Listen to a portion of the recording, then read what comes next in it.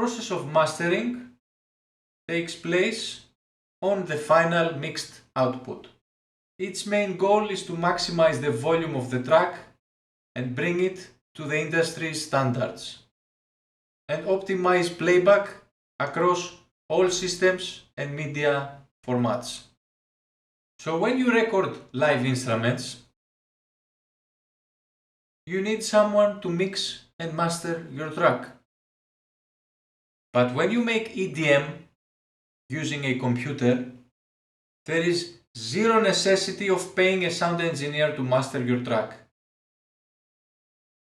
Because mixing and mastering is simply a part of the production process.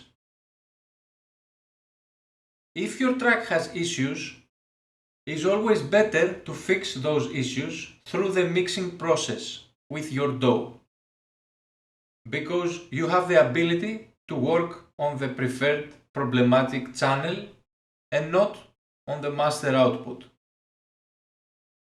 So when is mastering important? Mastering is important when making an album, and you have to match 9 songs, make them sound alike. Before I proceed on mastering a track, I want to clarify that my ways of mastering have been discovered exclusively by myself and by my own experience. Nobody ever taught me anything.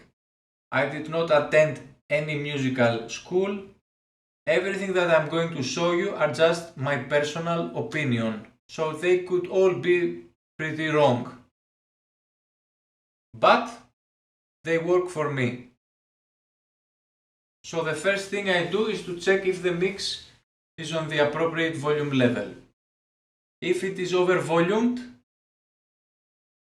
it can't be used, and in that case I request from the artist to lower the overall volume where it should be, because if it is over volumed, he already caused some distortion on the mix. If it is under volumed, it can be used, but I don't recommend it, because when you increase the volume, white noise and other unwanted frequencies will be increased too. So the mix needs to be in a specific range, peaking somewhere between -3 and -9 decibel. This is how your final master output should look like. So the second thing I do is to check my mix for clicks and pops. Pops and clicks are unwanted transient audio signals caused by the powering up and down of components within your DAW.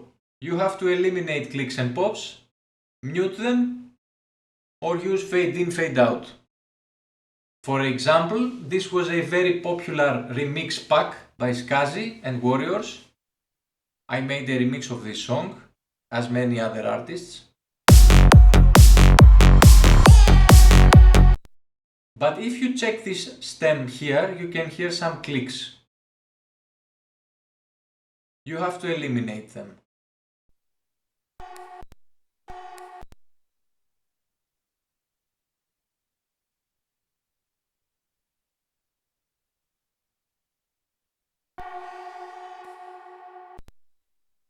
And then I add fade in and fade out at the beginning and at the end.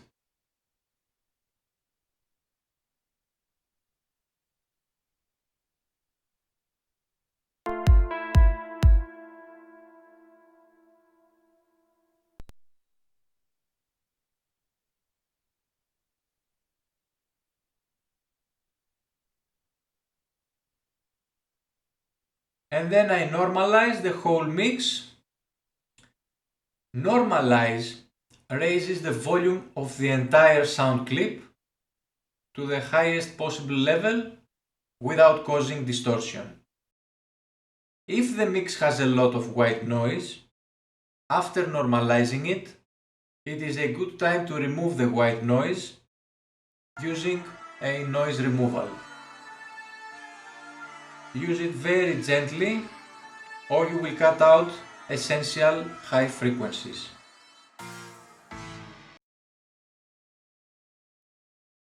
And now the real process begins. For the typical mastering process, I am going to use Isotope Ozone.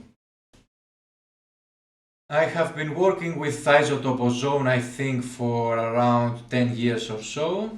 I don't use presets. I do everything from scratch, and that's what I'm going to show you here.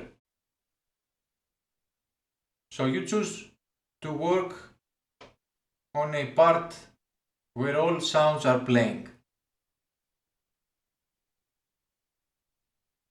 The next thing I do is to add up a bit of room reverb.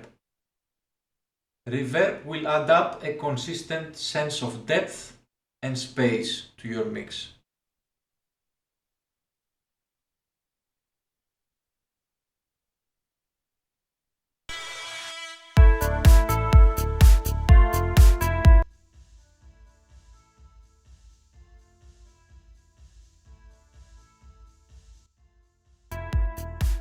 Then you need to start compressing.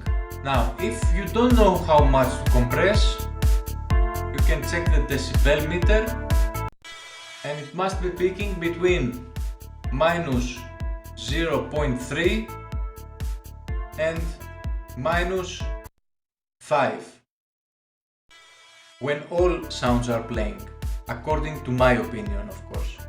The industry standard is louder, but since we are using digital equipment and not a high-end analog compressor, I worry that it might cause distortion, so I prefer not to overcompress. The threshold should be minus 0.3 or minus 0.2. The next thing I do is to check the panning. If panning goes beyond this line, especially on the lows, you have a problem. If the song has a lot of panning, you decrease. If the song has no panning at all, you try to create some, especially on the highs.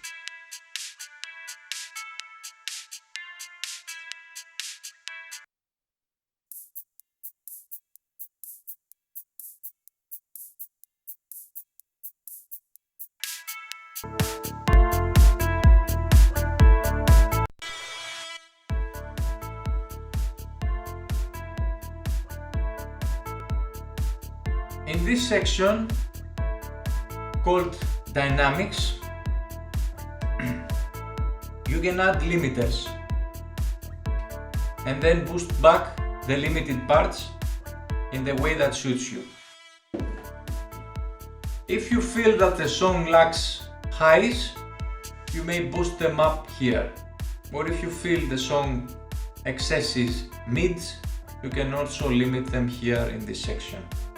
I can't explain everything that I do here, but you can just freeze the video and copy my settings and see if they work for you.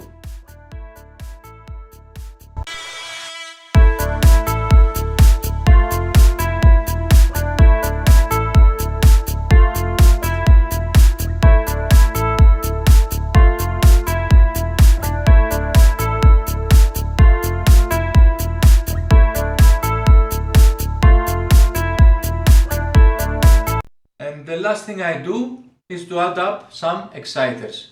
Exciters are very important because they add up fake frequencies in the parts that are missing. And how you can be sure that frequencies are missing? You can check by adding a lot of excitement, and if it sounds bad, it means it already has those frequencies. If it doesn't sound bad, it means it lacks those frequencies, so you add them up. So go ahead and add some fake frequencies with the exciters.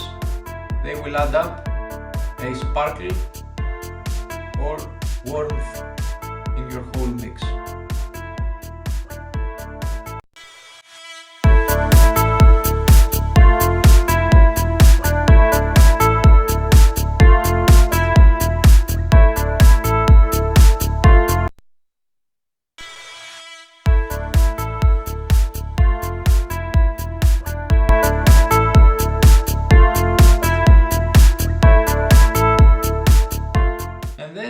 check on another part of the track where also a lot of sounds are playing. Now the best thing you could do is to go to another studio, to a totally different setup, in a totally different room, on a totally different computer, with different monitors, different sound card, everything different. And there, in that totally different environment, you can bring your saved settings and check if they still work. It's drive home to you, baby. I'm faded. All I wanna do, baby. Constantly check if you caused any distortion or if you like the results.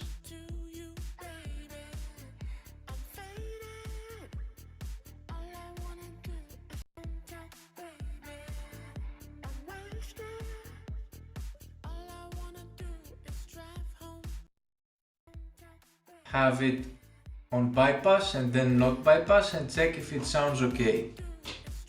You check every step to see what you have done.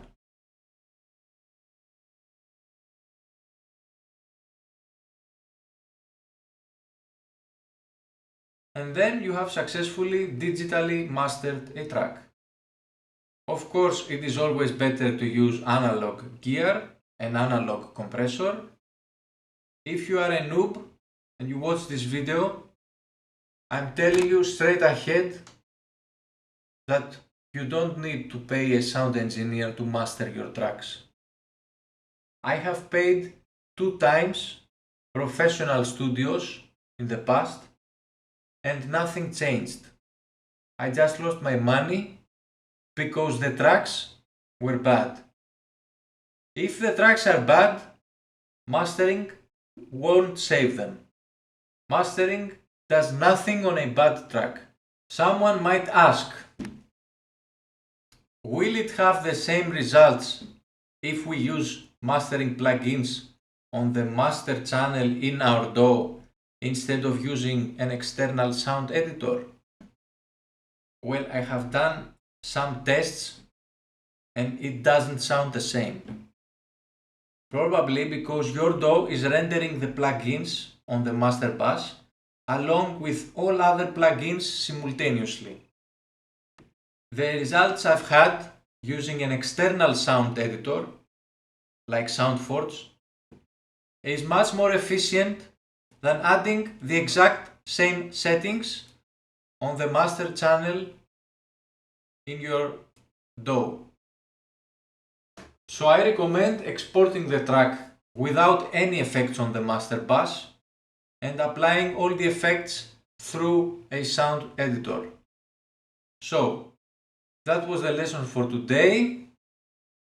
It's time to end this tutorial because I don't want my videos to be long and boring.